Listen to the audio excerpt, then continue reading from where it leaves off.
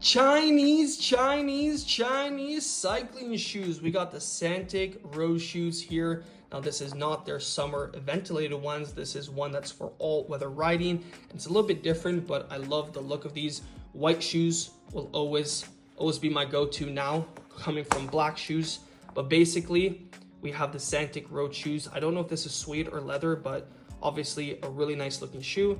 I like the touch where they added their own logo on the side. It's minimalistic. You have ventilation on the side here. Now it's very good in terms of distributing the pressure across the foot.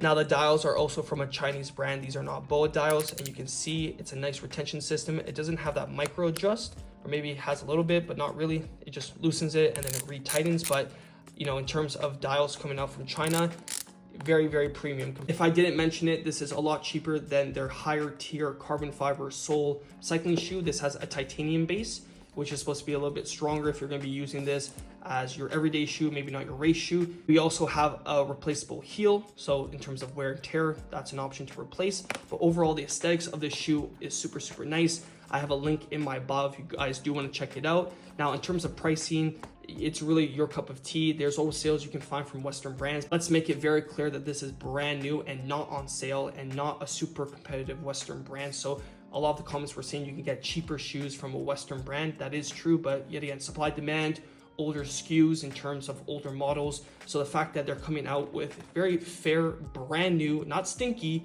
shoes for cyclists to be able to get into the sport at a little bit higher level and have a little bit premium experience is great. So I never discourage brands from coming into the market and offering more options, which makes it more competitive against more of the established brands.